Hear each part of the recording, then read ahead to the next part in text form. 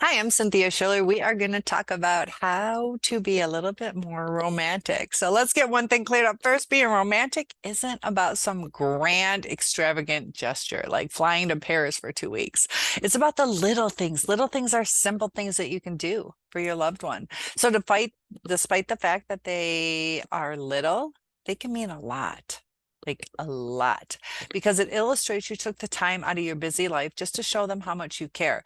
One thing that most people want is to feel special and to feel loved.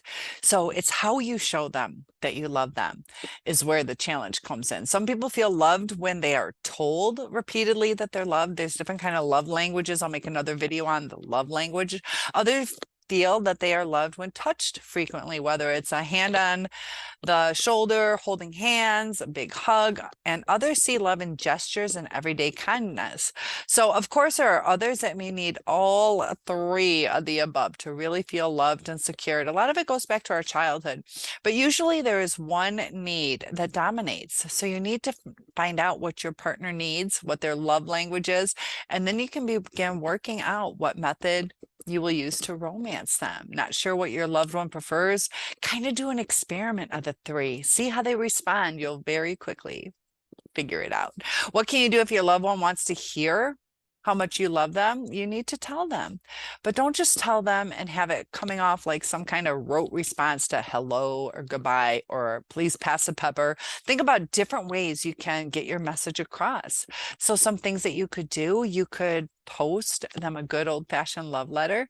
You could send a romantic email, text them a love message, place a love note somewhere where it can easily be found. I've done that. I've hid it in his bow and arrow case and in the car or lunch bag or under the pillow, taped to the phone receiver or their computer.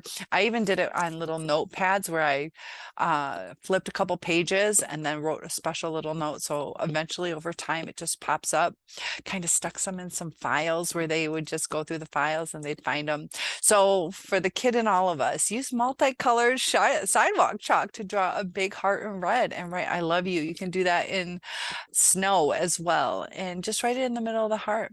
Do this someplace prominent, like your driveway, so that when your partner comes home, they see it right away. Little things like that. Write something on the mirror. You can use lipstick, or as they lift up the toilet lid, have a little your special message.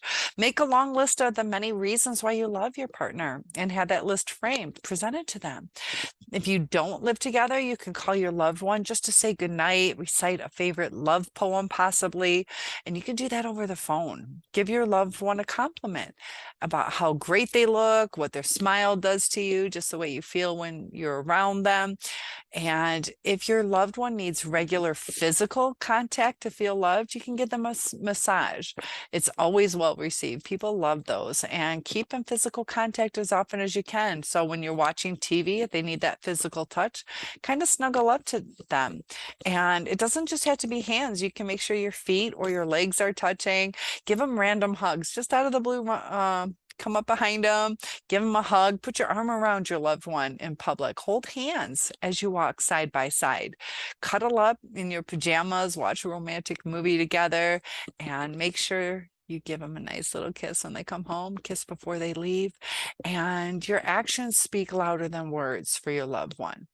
And they'll want to focus more on the gestures that express your feeling. You'll want to focus more on your gestures that express your feelings. So you can try things like have flowers delivered to a partner at work. Surprise them by arriving home with their favorite drink, snack, ice cream, just the little things. Arrange for an intimate lunch date, or maybe make a picnic. Afterwards, you can send them a virtual card, tell them how much you enjoyed the time together.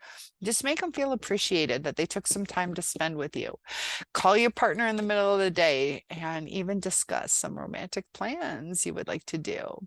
Write out your own love coupons and offer them an hour of your time as their personal love slave, or something special that they would like. Cook a favorite meal and then eat it slowly by candlelight. Candlelight is very romantic. People tend to eat a little bit slower. They tend to talk a little bit more. You can even pick a bouquet and present them with a kiss and just spontaneously call out of the blue and just say, I'm thinking of you. But don't overdo it. Don't seem needy. But the intermittent and sporadic gestures of love are often appreciated, and they can deepen romance and deepen the relationship.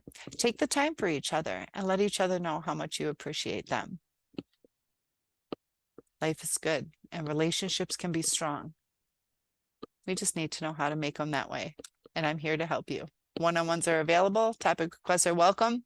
And let me know how your love journey is going. Some of the things you find romantic.